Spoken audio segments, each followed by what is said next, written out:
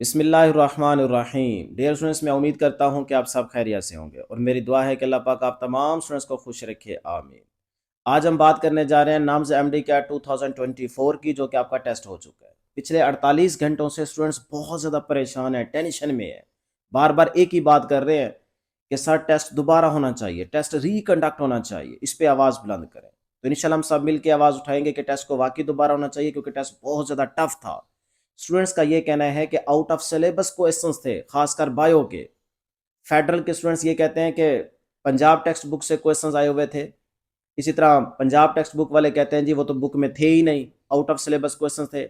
इसी तरह कुछ स्टूडेंट्स ये कहते हैं कि सर जो इंग्लिश का पोर्शन था वो तो कुछ अजीब व गरीब पोर्शन था, यानी कि पैराग्राफ्स जो थे वो लेंथी थे, और हमने सोचा ही नहीं था कि इस तरह से भी एमसीक्यूज हमारे पेपर में आएंगे या हमसे पूछे जाएंगे, क्योंकि हमने जो पास्ट पेपर्स की प्रैक्टिस की थी, पास्ट पेपर्स के एमसीक्यूज बार बार सॉल्व किए थे, उनमें देखा था कि इसी तरह के शायद एमसीक्यूज आएंगे, तो उनसे रिलेटेड तो एमसीक्यूज थे ही नहीं, कोई अजीब व गरीब किस्म का पेपर था। तो लिहाजा ये पेपर हमारा दोबारा होना चाहिए।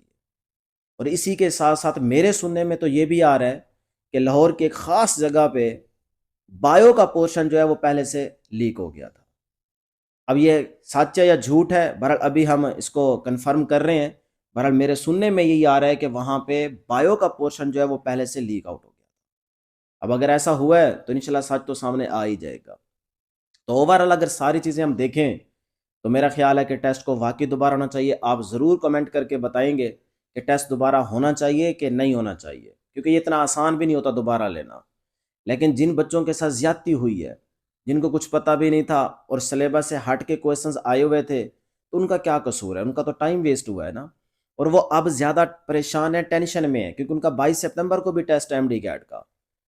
अब उनसे तैयारी नहीं हो पा रही, उनका कॉन्फिडेंस लूज हो चुका है, वो हिम्मत हार चुके हैं कि यार इस तरह के क्वेश्चंस आएंगे पेपर में। अगर ये नाम्स के टेस्ट में इस तरह के क्वेश्चंस आ गए हैं तो फिर पता नहीं उधर क्या बनेगा 22 सितंबर को। अब ये टेंशन तो उनकी ठीक है, तो इनका क्या कसूर है फिर? अगर आपने हमें एडमिशन नहीं देना था, इसी तरह का टेस्ट लेना था, तो हमें पहले ही बता दें, हम अप्लाई ही ना करते कि आप आउट ऑफ सिलेबस क्वेश्चंस दे रहे हैं।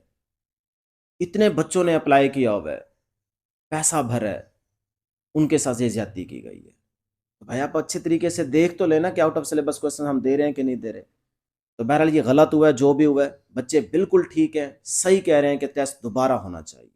अब कुछ स्टूडेंट्स के ये भी मैसेजेस आ रहे थे कि सरकार ने ये बता दें कि नम्स का ऑफिशियली तौर पे रिजल्ट कब शो होगा और हम अप्लाई कैसे करेंगे।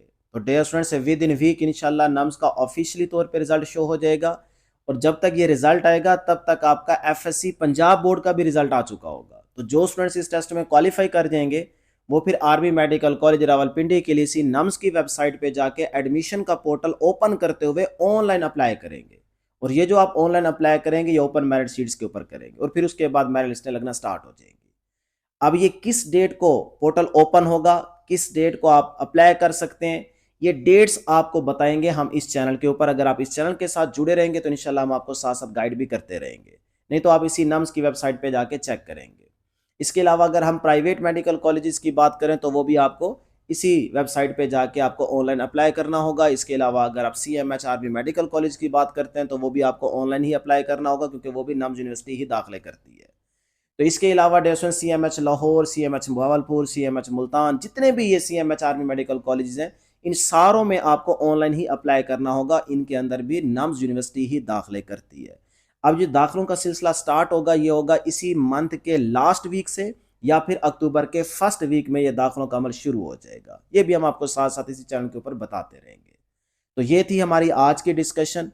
आपने कमेंट करके ज़रूर बताना है कि आपका टेस्ट कैसा हुआ है, सही हो गया है या बहुत अच्छा हो गया या बहुत बुरा हुआ है, ये आपने कमेंट करके ज़रूर बताना है।